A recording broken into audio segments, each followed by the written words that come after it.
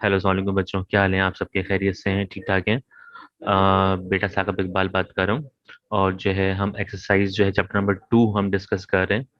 Second year chapter number 2, जो कि हमारा टॉपिक किसका है? स्ट्रेट लाइन का। एनालिटिकल ज्योमेट्री के अंदर हमारा टॉपिक किसका है? स्ट्रेट लाइन का टॉपिक है। ठीक है, इसके अंदर सबसे पहले जो हम डिस्कस कर रहे हैं आज के टॉपिक में, मैं पूरी की पूरी प्रॉपर्टीज के हवाले से बात करूंगा। प्रॉपर्टीज क्या क्या है हमारे कोर्स में चैप्टर नंबर 2 के अंदर प्रॉपर्टीज क्या क्या है। मैं क्या कहता हूँ प्रॉपर्टीज के अंदर, तो प्रॉपर्टी में सबसे मैं बात करूंगा मैं शेप्स के हवाले से। तो शेप क्या क्या होते हैं हमारे पास शेप होते हैं जस्ट लाइक स्क्वायर होता है। ठीक है ना? क्या होता है? स्क्वायर होता है। स्क्वायर की प्रॉपर्टी क्या होती है? स्क्वायर की प्रॉपर्टी क्या होती है?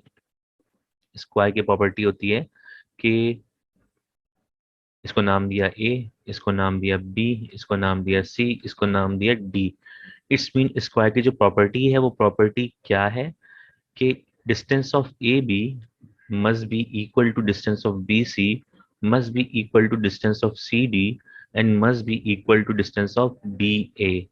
ये चार डिस्टेंस आपस में क्या होते हैं? बराबर होते हैं। ठीक है ना? इक्वल होते हैं। एंड देन इनके डायगनल्स का जो डिस्टेंस है ये आपस में क्या होता है? ये इक्वल होता है। It's mean distance of A C must be equal to the distance of B D. ठीक है ना? तो ये बात याद रखिएगा कि ये जो फोर साइडेड है, प्रॉपर्टी नंबर 1, प्रॉपर्टी नंबर 2, किसकी? स्क्वायर की। साइडें आपस में बराबर होती हैं, डायगनल्स आपस में बराबर होते हैं। ऐसा हरगिज नहीं है कि इसके डायगनल्स और साइड्स ये तमाम के तमाम आपस में बराबर हो। ठीक है ना? तो ये जरूरी नहीं है। क्यों जरूरी नहीं है? इसके लिए एक बड़ी डिबेट है। मिसाल के तौर पे अगर मैं बात करता हूँ एक डायगोनल के लिए, तो यहाँ से अगर मैं स्क्वायर बनाता हूँ तो स्क्वायर में अगर मैं बात करूँ किसकी? एक डायगोनल की बात करता हूँ। रफली यहाँ पे डायग्राम बना के दिखा रहा हूँ आपको। तो ये क्या बन गया? ट्राइंगल बन गया। क्या बन गया? ट्राइंगल बन गया। तो ये इसकी बेस हो गई, ये इसका परपेंडिकुलर हो गया, ये इसकी हाइपोटेन्यूज हो गई। तो आपको पता है कि base square plus perpendicular square बराबर किसके होता है? हाइपोटेन्यूज स्क्वायर के। इसका मतलब आपकी जो हाइपोटेन्यूज साइड है ये सबसे ज्यादा ग्रेटर होती है। इसका मतलब बेस से ज्यादा लेंथ किसकी होती है? हाइपोटेन्यूज की होती है। परपेंडिकुलर से ज्यादा लेंथ किसकी होती है? हाइपोटेन्यूज की होती है। तो इसका मतलब ये हुआ कि इनकी साइड्स और हाइपोटेन्यूज का डिस्टेंस कभी भी आपस में इक्वल नहीं हो सकता। ठीक है ना? तो ये चीज जरूर याद रखिएगा कि इनकी साइड्स आपस में बराबर हैं और इनके डायगोनल्स आपस में बराबर हैं। ये कितने टोटल डिस्टेंस है? 1 2 3 4 5 6। ये टोटल 6 डिस्टेंस इक्वल आपस में नहीं होंगे। डायगोनल्स आपस में बराबर होंगी और स्क्वायर्स आपस में बराबर होंगे। नाउ सेकंड शेप डिस्कस कर रहे हैं रेक्टेंगल के हवाले से। ठीक है ना? रेक्टेंगल क्या होता है? रेक्टेंगल की प्रॉपर्टी क्या है? इसको नाम दिया ए, इसको नाम दिया बी, इसको नाम दिया सी, इसको नाम दिया डी। ठीक है ना? तो डिस्टेंस इनके अपोजिट साइड्स आपस में क्या होती है? इक्वल होती हैं। रेक्टेंगल की फर्स्ट प्रॉपर्टी क्या है? A B, distance of A B must be the distance of must be the equal distance of C D. ठीक है ना? अपोजिट साइड्स का डिस्टेंस आपस में क्या होता है? बराबर होता है। तो इट्स मीन सेकंड प्रॉपर्टी क्या हुई कि distance of A D must be equal to the distance of B C. ये सेकंड हो गई। ठीक है ना? थर्ड प्रॉपर्टी क्या हो गई? इनके डायगोनल्स आपस में क्या होते हैं? बराबर होते हैं। तो इसका मतलब क्या हो गया? Distance of A C must be the equal to distance of B D. ठीक है? तो ये तीन प्रॉपर्टी जो हैं वो किसके हवाले से हैं? ये आपके रेक्टेंगल के हवाले से हैं। अच्छा जी, अगर मैं रेक्टेंगल की बात करूं तो इसी के साथ जो है मैं बात करता हूँ किसकी? मैं बात करता हूँ आपके पैरेललोग्राम की बात करता हूँ। अगर मैं पैरेललोग्राम देखूं तो पैरेललोग्राम का शेप बिल्कुल अलग होता है।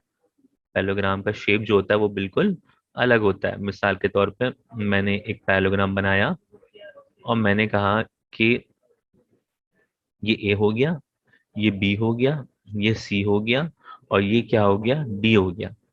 इसमें भी दोनों की प्रॉपर्टी सेम होती है, सिर्फ एक चीज का डिफरेंस होता है। तो यानी अगर मैं बात करूं नंबर 1 की, तो इनकी भी अपोजिट साइड्स आपस में क्या होती हैं? बराबर होती हैं। तो इसका मतलब property A B equal to the distance of C D, ये दोनों आपस में क्या हो गए? बराबर हो गए। इन दोनों के distance, distance of B C बराबर होगा द डिस्टेंस ऑफ किसके? ए डी के। यानी ये दोनों डिस्टेंस भी आपस में क्या हो गए? बराबर हो गए।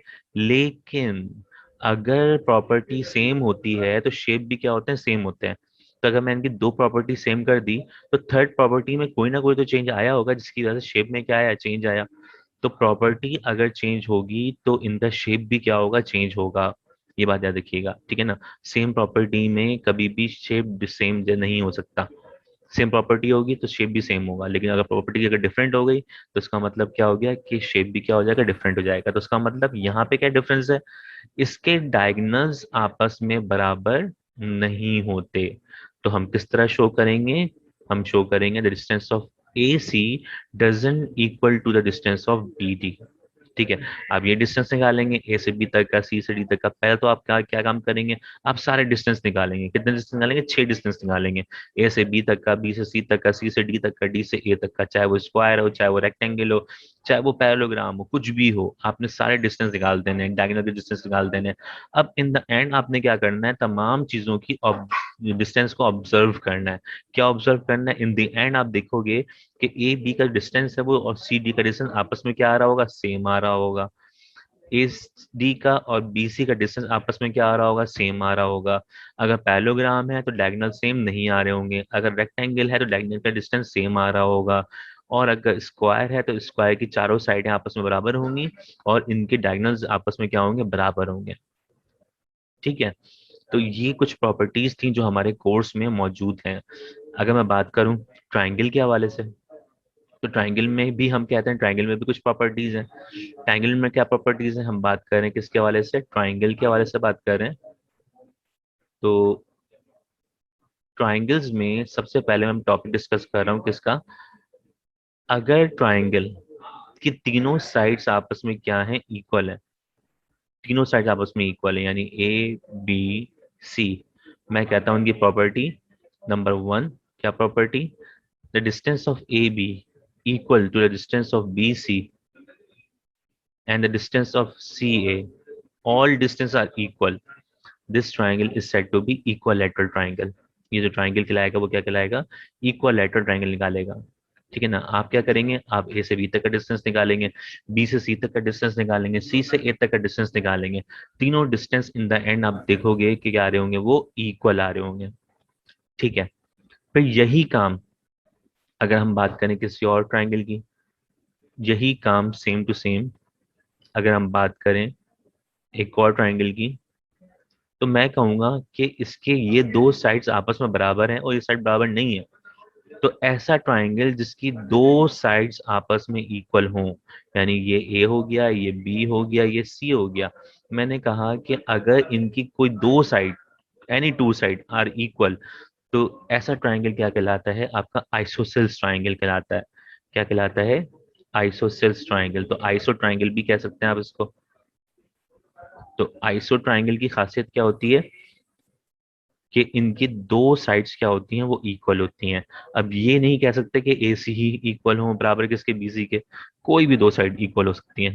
ठीक है, थर्ड साइड इक्वल नहीं होगी, चाहे वो कोई भी हो। आप डिस्टेंस निकालोगे ए से बी तक का, बी से सी तक का, सी से ए तक का, दो आंसर क्या आ रहे होंगे आपके, सेम आ रहे होंगे। दो आंसर आपके क्या आ रहे होंगे, सेम आ रहे होंगे। ठीक है। अच्छा जी। थर्ड, हम कहते हैं अगर कोई भी डिस्टेंस बराबर ना हो, अगर कोई भी डिस्टेंस बराबर ना हो, ये हो गया ए, ये हो गया बी, ये हो गया सी। तो इसका मतलब ये हो गया कि इन तीनों में से अगर कोई भी डिस्टेंस बराबर नहीं है, A B, the distance of A B doesn't equal to the distance of B C, doesn't equal to the distance of C A, तो इट्स मीन इन तीनों के डिस्टेंस बराबर नहीं है। तो ऐसे ट्राइंगल को क्या बोलते हैं, ऐसे ट्राइंगल को स्केलर ट्राइंगल बोलते हैं। ठीक है ना। तो आपके कोर्स के अंदर तीन तरह के ट्राइंगल हैं, बल्कि एक और ट्राइंगल है आपका राइट एंगल ट्राइंगल। आपका एक और ट्राइंगल है कौन सा, right angle triangle. Right angle triangle क्या होता है, इसकी प्रॉपर्टी क्या होती है, विद रिस्पेक्ट टू साइड्स। ये जितनी भी बात कर रहे हैं ना हम, वो किसकी बात कर रहे हैं, विद रिस्पेक्ट टू साइड्स के हवाले से बात कर रहे हैं। ठीक है। तो अभी इसमें एंगल में किसी भी किस्म की कोई बात नहीं हो रही। ठीक है। तो राइट एंगल ट्राइंगल की प्रॉपर्टी कैसे प्रूव होती है, बाय यूजिंग पाइथागोरस थ्योरम। किसको यूज करते हुए, पाइथागोरस थ्योरम को यूज करते हुए, यानी hypotenuse square is equal to perpendicular square plus base square. यानी आप तीन डिस्टेंस निकालेंगे, ए से बी तक का, बी से सी तक का, सी से ए तक का। उसमें से दो आंसर के स्क्वायर को जब ऐड करोगे तो वो तीसरे के आंसर के स्क्वायर के बराबर आएगा। ठीक है ना। तो ऐसा ट्राइंगल जो है वो क्या कहलाता है, आपका राइट एंगल ट्राइंगल। तो ये सारी कुछ प्रॉपर्टीज हैं जो कि हमारे कोर्स में, और हम इसको डिस्कस करेंगे, और हम कर भी चुके हैं कुछ क्लासेस के अंदर। तो ये आपको हेल्प आउट करेंगी आपके तमाम कोर्स के अंदर, आपके चैप्टर नंबर 2 के अंदर, आपके चैप्टर नंबर 3 के अंदर। तमाम टॉपिक्स, इसके बहुत सारे क्वेश्चंस हैं आपके पास पेपर में भी और आपके इसमें भी। तो आज की क्लास में हमने सिर्फ और सिर्फ क्या सीखा, प्रॉपर्टीज सीखी। ठीक है ना। इसी को देखते हुए आगे क्वेश्चंस और मजीद करेंगे इंशाल्लाह। ठीक है। कोई भी प्रॉब्लम हो आपको, आप कांटेक्ट कर सकते हैं, आपके पास मेरा नंबर है। ठीक है। तो इंशाल्लाह फिर नेक्स्ट वीडियो में मुलाकात होती है। ओके, टेक केयर बेटा, अल्लाह हाफिज।